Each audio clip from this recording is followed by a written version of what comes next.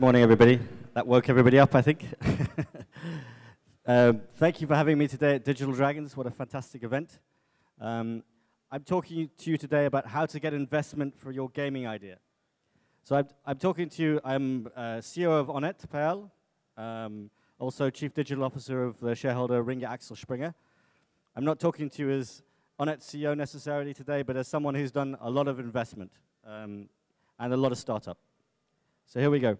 So my first question, I guess, is why should you listen to me? Well, you don't have to, of course, but my credentials when it comes to investment are I've been in business for about 20 years. I've been in digital businesses for about 15 years. I've been running digital businesses for about 10 years. I've done, I think, probably 120 acquisitions, investments, raising money, selling companies, closing companies on occasion. Some big names in that, including Yahoo. I sold a business, helped sell a business to Yahoo for $1.7 billion. I sold another business for $25 million. I probably raised $3 or $4 million and spent all of it. I bought at least 45 to 50 companies in this region. So I've been busy. And maybe that is an indication of why you should listen to me. But you'll hear also it's very important to listen to yourselves and the people you trust. So let's kick off. So first of all, there are some hard questions you will have to answer for yourself when you're considering raising investment for your gaming idea. First one is, do I have an idea? It sounds like a dumb question, a simple question. But is it an idea, or am I copying somebody else? Or if I'm copying somebody else, that may not be a bad thing, but is it really new? Does it have a place? You need to do a lot of research, a lot of thinking about whether this is something that's genuinely worth investing in. Second question, is it really good? It's very easy when you spend a lot of time thinking about something you want to do to believe it without testing it. So test it. Test it on your friends, test it on your co-workers, test it on your mum and dad. The mum test is a famously good one, certainly for usability. But, convince yourself that it's a really good idea. Next thing, absolutely critical. This will define whether you raise money or don't raise money more than anything else. Do you have the team that's going to execute on this idea? Do you have the best team you can get? It's good to do business with people you like. It's not always good to do business with friends. You may lose the investment or the friend. But, think about it hard. Be brutal. Are these guys all adding something? Are they all going to make it happen? Again, come back to the question, is the team really good? So not just is the idea really good, but are these people outstanding in their field? Are they the best at what they do? Are they complementary? Can they work together? Do they communicate? Very, very important. And then the next thing, this is another moment of truth, at 2 a.m., mirror time, look at myself and say, everyone else has tried this and it didn't work, but I'm going to do it differently. I'm going to make it work. Why is that? Ask yourself that question. And then finally, a very important one. There is nothing more all-consuming in life than starting a business, in my opinion. I've started 4 businesses, and I have 2 children, and I know which is more all-consuming than of the 2. So really think, can I give up everything else? Can I explain to my family that they're not going to see me? Can I explain to my friends that it's going to be a while in pursuit of this dream? And then let's look for a moment at what the investors are thinking. So I've tried to identify what are the key questions in the investor's mind. Because it's very important to put yourself in the position of the investor and try to understand what they're looking for. I put G and F there. G and F is my best summary of every investment decision. Greed and fear. Those are the 2 motivators for any investor, whether it's a seed investor, whether it's a corporate, whether it's a private equity, a venture capital fund, a seed fund, an incubator, whatever it is. They're motivated mostly by greed and fear. We're probably motivated by passion, excitement, geekiness, nerdiness, love of games. They're motivated by greed and fear. Why greed? Because they want to make lots of money out of it. They want to get a return. Why fear?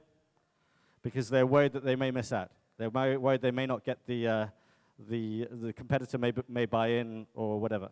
So Then absolutely critical question. You can make the most outstanding product. It can be beautiful. It can look lovely on your living room table. But is it serving a market need big enough? Is that market untapped? And can my product grow into it in enough time?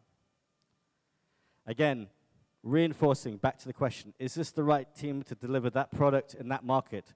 It ties together. These are never questions in isolation. This is a very critical one in the more sophisticated investment thinking. A lot of the games business is about hits, and has been. It can be a studio type business. It's what I would call a development margin business. I invest in the game, then I invest in some marketing, and then I hope that my return, the amount of money I make back, will net out to more than the money I've put in. Okay, but the bigger games, the bigger businesses, the bigger investments make money from platforms, from things that create barriers, that create the fabled network effect, and the also equally fabled but slightly more common scale effect. So again, am I making a product or a platform? Is this a one-hit wonder, or is it going to tie users in? Is it going to bring them back? Is it going to keep them using my product? Is it going to allow them the product to grow with them? It's absolutely critical from an investment decision perspective. Some investors who really know and understand the business will invest in products, but many will only invest in platforms. So be very self-critical. Understand these questions and answer them for yourself at 2 o'clock in the mirror, at 2 o'clock in the morning in the mirror if you need to. So then this is just one additional supplemental slide which looks at investor types. So not all investors are the same. Their motivation, I think, is broadly the same in terms of G&F, as I've mentioned. But think about these. Put yourself in the position of the investor and ask yourself then the question, how does this fit in with everything else I've got? So if the investor already has a bunch of mobile gaming options, but it doesn't have anything in a specific operating system or a specific platform area, then that's the investor you should be talking to. Complementarity is key. Investment is all about portfolio. It's all about beating the return on the average weighted investment platform. So who are my competitors already investing in this space? This is where part of the fear comes in from an investor perspective. A lot of investors are me too. A lot of investors are herd mentality and will go where other people go. So they may be influenced in their decision making by what their competitors are doing. So when you're considering an investor, understand their competitors and look at what they've invested in recently. Then another thing, look at the investors' investors. Okay, this is probably getting a bit meta and a bit abstract, but look at who's invested in the investor itself. If it's a corporate or if it's a venture capital fund or a private equity fund, all of those have shareholders, and their shareholders will be expecting them to get into places that they're not, or they'll be expecting them to get into places where their other investments are. So there may be an appetite. For example, one very well-known large private equity firm is General Atlantic. General Atlantic is unusual because it's essentially a collection of large family offices, so private money, long money. It means that they can be much longer hold. They're not looking to return to their limited partners in a very, very short term. Now, all of that may make perfect sense to you, or it may be completely unintelligible, but this is the type of understanding that you have to have before you get in front of an investor. So a little bit more on fear and F&G, fear and greed, also known for the millennial generation as FOLO or unicorn. So fear of losing out, or is this a unicorn? Unicorn is what drives the greed. Everybody wants to have a billion-dollar business. And fear of losing out is missing out on that big opportunity. Again, research your investor audience. A lot of information is out there on the investors. If there's not information even available on Google about investors, that may be something you want to factor into your decision criteria, should you have one. Because if they don't have information out there, it may be that they're onto the best thing ever and they don't want to publicize it, in which case that could be good, but it may just be that they're not as credible as you think they are. So, now the homework, the hard work. make a good plan. This is where I talk about the 3 horsemen of the apocalypse. So my friends from Microsoft, but you don't have to use, obviously, Microsoft, and I'm not in any way endorsing Microsoft products, but the three horsemen I would talk about here are the Office applications that you will use to do this. Again, this is meant to be very practical, very kind of bitty recommendations for you. I should also say there are lots of good templates out there. I search on Google, you'll find people who've created business plan templates for lots of different businesses. In many cases, they're templates that are suited to gaming businesses. In many cases, you can adapt them from other similarly driven businesses too. Get to know your numbers. So a lot of these numbers will come out of your plan. They'll come out of your Excel. They'll come out of your Word. They'll come out of your PowerPoint, God forbid. But get to know these. So I've put in a few things there. CAC, everyone knows CAC. Cost of acquiring a customer. LTV, everyone in gaming should know LTV. Any suggestions? Lifetime value. So your CAC to LTV ratio is critically important. Any investor whose money you would want to have will ask you lots of questions about CAC to LTV. ROI, again, very important for investors, the return on investment, whether it's in terms of customer acquisition investment, traffic acquisition investment, or even in terms of their investment. They want to know, what do I get back? What's my bang for my buck? TAM, SAM, SOM. These are not options in a Chinese restaurant. These are ways of describing your market. Variously described and variously defined. My simplest way of saying this is TAM is your total addressable market. So what's the world out there? Even the world that can't get this product, that potentially may someday get this product. What's my SAM? What's my serviced addressable market? What proportion of that total addressable market is currently being serviced with a product like my own? And what's the SOM? Again, people differ on what they mean by this. What I mean by this is my share of market. So very quickly, very easily with a TAM, SAM, SOM, you have not only the total potential in years to come, 3 to 5 years, the current opportunity right now, and which part of that this business has. So get to know the numbers, be grilled on them. And then the last one, the TLA. Any options? Suggestions? TLA is just 3-letter acronym, which all of these are. So get to know your 3-letter acronyms. And then test the plan like you would test your product. Don't go wide, but test it on people you trust. If you trust your dad, then test it on your dad. Trust your bank manager, your accountant, or anybody you know that has a different way of thinking, test it on them. It's like a curriculum vitae for your business. So, you know, even if they're checking for typos, even if they realize that you put in of, and spell check didn't, or the spell check didn't pick it up, because in some cases you can use the. So again, test it hard. And then listen to the feedback, incorporate the feedback. Growing a business is like being a parent. You become very attached. You think that your kid is brighter than every other kid out there. You become a helicopter parent. A helicopter parent is one who always hovers over their kid, making sure that they get the thing that they need.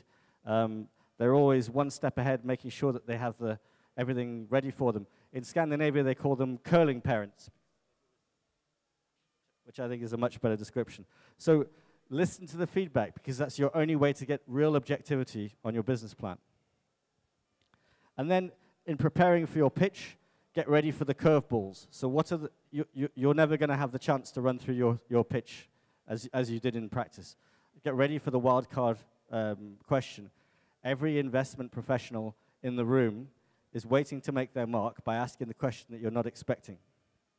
It's a standard trick. It's actually their duty to do that. So be ready for it. Role play them. Get ready for the least expected question. Believe me, I've had lots of very unexpected questions in my time, including yes, never mind, some real geographic confusion at times. And then this is important to any of you who know the film business or other parts of the media business. This is a treatment. It's not a script. So the script would mean that you cannot deviate from what's on the. You cannot improvise. A treatment means you need to understand. You need to know the business. You need to be ready to think on your feet, and you need to change direction immediately if your potential investor gives you that indication. So first of all, my favorite and always my starting point, part one of the good plan is a plan in Excel. The minimum that you should be ready to supply to an investor or a potential investor is a full P&L, and by P&L I mean a well-worked, cash flow-driven P&L. So where is the cash coming from, and how far out is it? What are the drivers beneath the business?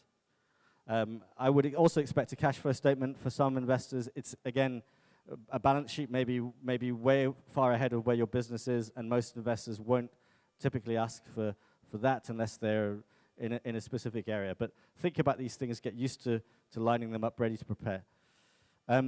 How far ahead do I go? Well, your year one, this year, the next 12 months, should be the most developed, most bottom-up, most, I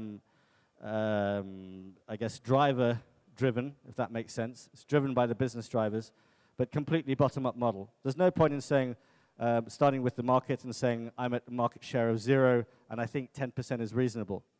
So the market is worth 10, and I'm going to say that I'm worth 1 in a year.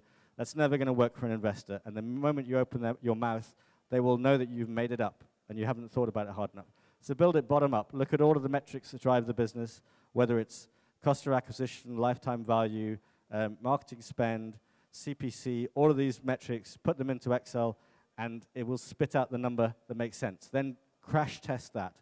Really crash test it against what I would call macroeconomic factors. So how big is this a reasonable share of the market for a player in that market? Am I counting users that go beyond the total amount of users available? You can't expect phones to be downloaded on 8 billion phones because there aren't that many phones, or at least accounts out there right now. The first one is first year is 100% bottom up. Years 2 and 3, most businesses looking for an early stage investment, they won't know what's happening to year 2 and 3. They may not know what's happening in a month. Hopefully they know what's happening next week. So work hard on year 1 and 2, year 1, year 2 and 3. If you can build them bottom up, then do it. But know that investors put much less faith in years 2 and 3 than they do in year 1. And so for most cases, you can do top down. So you can say, I've grown 20% in year 1, and unless there's a good reason why you should not, you can say, well, that growth can continue. You don't need to work it quite so hard. Again, crash test it. Look at every single assumption. Look at assumptions that can completely move and change the meaning, the value of your business, the value of your cash flows, the likelihood of your cash flows.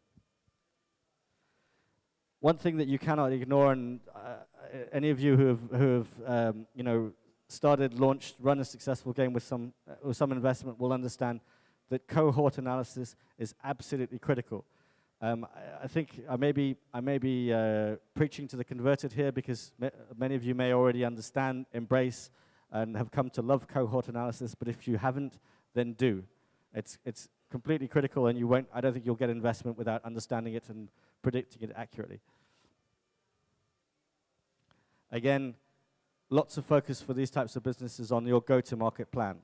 So again, you have to be persuasive that your fantastic, unique product is not only going to look beautiful on a staging server, it's going to get out there, and we know how we're going to get out there. We know how much we're going to spend.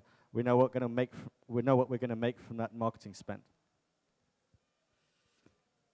Very, very clearly. I mean, if this was on a poster, I would have a big red marker, and I would say, here is my inflection point. What's the inflection point is where the turnaround comes. So where you break through to either cash flow positive or another form of profitability. That's absolutely critical to say, this is how long you as an investor need to hold your breath and trust me. So the second point of having a good plan, and the second part of having a good plan, and the second horseman of the apocalypse of the Microsoft tribe is obviously Word. A lot of people neglect this. I think it's important. You need to have what we would call an investment memorandum. This is your team document. Your Excel should probably be for the founder, CEO, and his or her financial partner, which could be an internal CFO, a bookkeeper, an external accountant. This is what everybody really has to know and understand. Whichever part of if they're in the pitching team, they need to understand it. And it's your Word document. I wouldn't typically go above 4 to 6 pages. Apologies for the long sentence here. I will go through it in a little bit more detail. But this is essentially the points that you need to hit in your information memorandum. You need to tell people what is the problem or opportunity that I'm serving. What is the value proposition behind this problem, behind the opportunity and problem that is served by my product? What is my secret sauce? Okay, your secret sauce may be a game engine, it may be a graphical tool, it may be a user aspect, it may be a viral aspect, but it's something that makes it different and special. It's usually a form of intellectual property. If it is, you should protect it, whether by patent, by copyright, trademark, or whatever you can. But secret sauce is important because it's a differentiator. Then, where is my product? Show the product in your document. Explain the business model. So am I making money from users, or am I making money from audience? If I'm making money from audience, then I need to build a big audience, and then I need to find the advertisers that want to display to that audience. And I need to do something better than just standard display.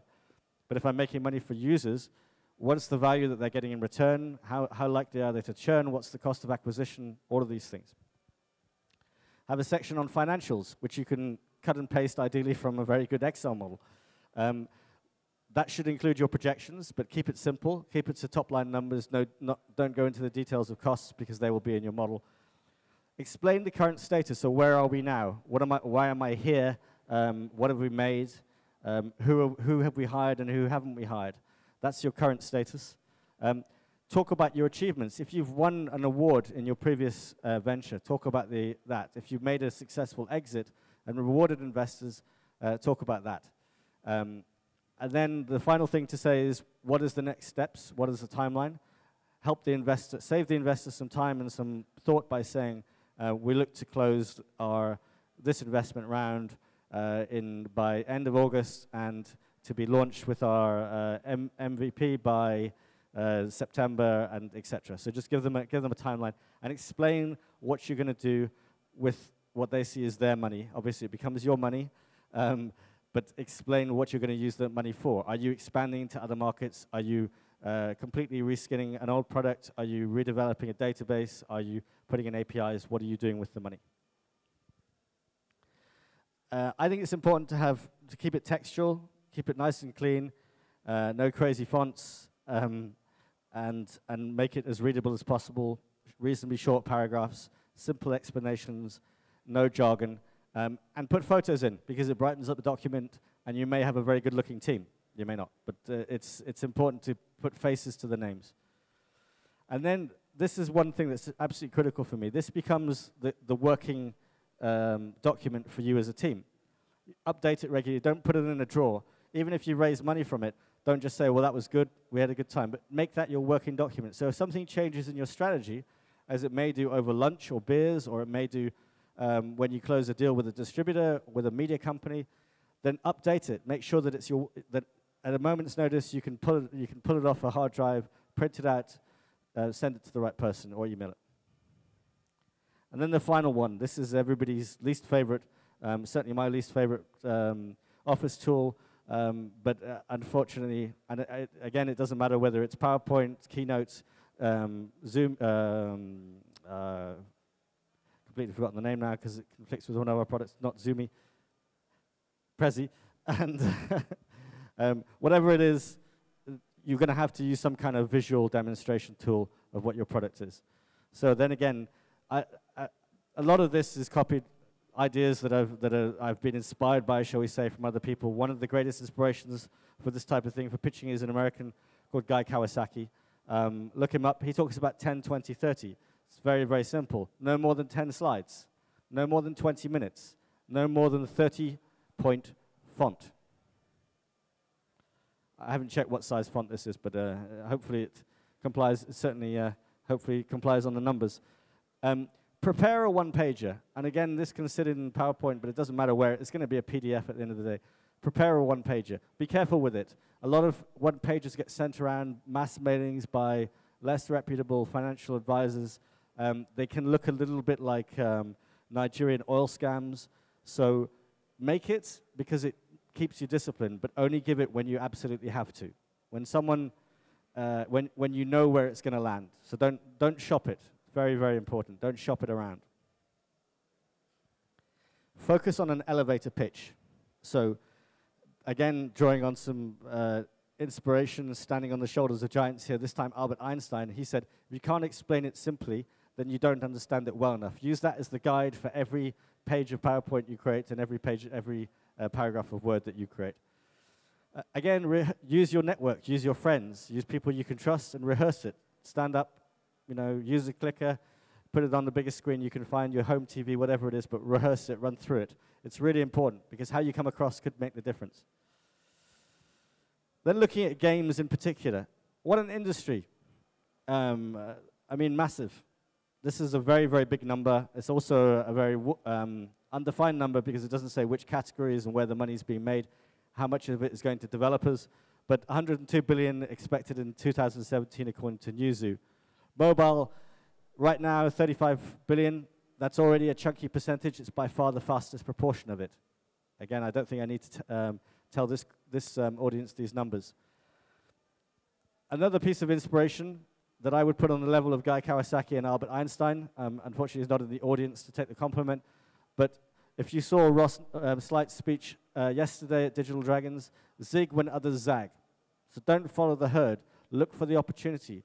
Work out what the 20% opportunity is that will make you 80% of your money. It's absolutely critical. You can spend all of your time thinking, I've got a great game, I'm going to be king, I'm going to be Supercell. That's not really where you want to play because once you look at the numbers, you realize just how much those guys are spending on cost of acquisition, how good their conversion management is, how good their cohort analysis is. You don't have the finance team, let alone the engineers, to go up against them. It's not a defeatist statement, it's a smart statement. Look for the right opportunity, look for the right niche, and dig very, very hard. Again, you cannot avoid a full understanding. You have to be on top of your CAC to LTV numbers in games. There's no avoiding it. Again, be passionate. This is we're not creating software as a service tools for engineering companies or virtualization software for data serving centers.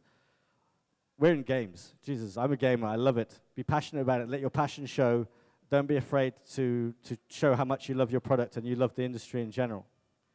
Be curious. Always be curious.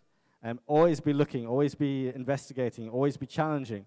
This is a key thing for any entrepreneur, but is, I guess, even more applicable in the gaming industry where curiosity is your part of your secret sauce and your identifier. Be fast.